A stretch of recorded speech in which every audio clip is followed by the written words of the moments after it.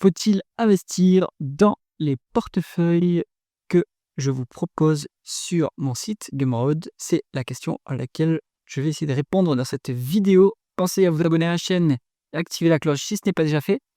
Et on commence tout de suite avec le suivi des portefeuilles. Alors, pour rappel, ce sont des portefeuilles que je mets, qui sont accessibles via mon site Gumroad. Donc, vous pouvez télécharger, vous pouvez acheter via le site.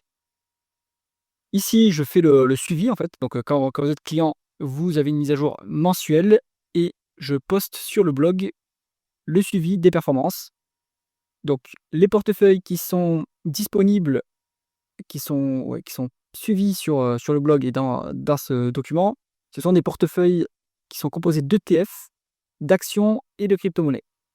Vous avez plusieurs variantes. Vous avez une variante complètement passive, vous n'avez pas d'action en direct.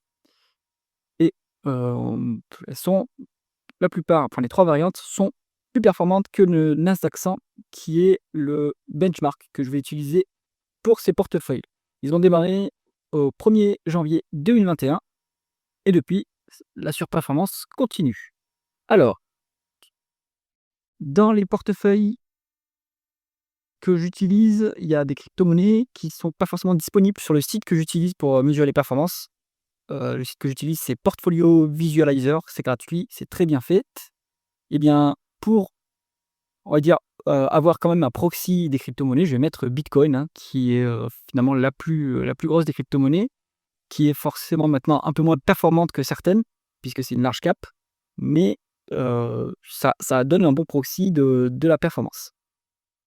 Alors, les retours de ce portefeuille, c'est alors, le portefeuille numéro 1 qui contient des actions en direct, il est à 14,4% en rythme annualisé, contre 10%, hein, 10,7% pour le Nasdaq.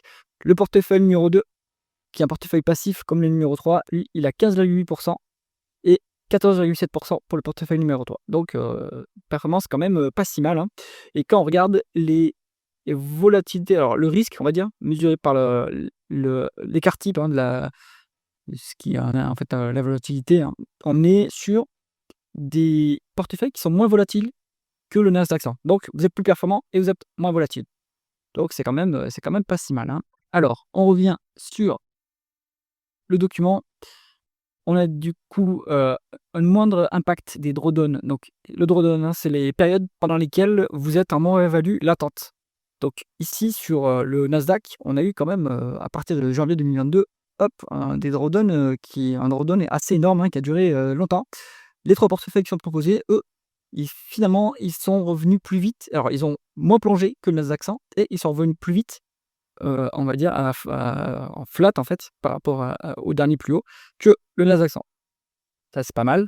On note que depuis le début de l'année, il y a quand même un drawdown aussi important et par contre, là, les portefeuilles baissent, certains portefeuilles baissent un peu plus que le Nasdaq 100.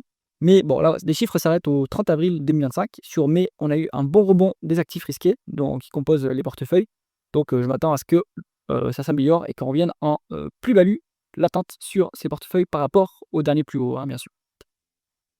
Donc, on reste sur une performance qui reste bonne, hein, qui reste supérieure au Nasdaq, avec des volatilités qui sont plus faibles.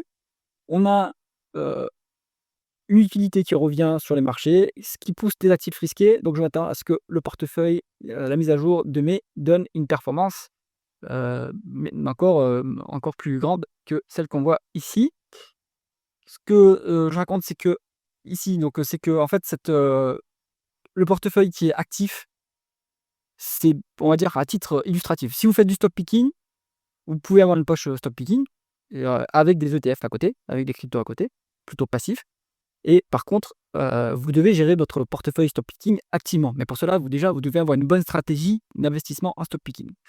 Donc, le mieux, si vous voulez être passif, évitez les actions en stock picking et vous pouvez vous inspirer du portefeuille numéro 2 ou 3 pour avoir une performance passive supérieure à celle du Nasdaq. Autre chose, si vous voulez rendre ça automatique, vous pouvez faire du DCA, Dollar Cost Averaging, donc réinvestir mensuellement, enfin au rythme que vous voulez, sur les portefeuilles, sur les actifs des portefeuilles. et ainsi ça va aussi lisser ça va lisser la performance, mais ça va aussi lisser la volatilité. Moi, c'est ce que je fais, hein, avec, un des actifs qu'il y a dans un des dans les 3 portefeuilles. Je prends l'actif le plus performant et je de la cost average, dessus. Donc dans les portefeuilles, évidemment, ici, l'actif le plus performant, c'est Bitcoin, où vous pouvez, par exemple, faire un DCA sur Bitcoin. Donc voilà pour cette mise à jour. Si vous souhaitez télécharger le portefeuille, cliquez sur le lien qui se trouve en haut à droite de l'écran. Pensez à vous abonner à la chaîne si ce n'est pas déjà fait et moi je vous dis à bientôt.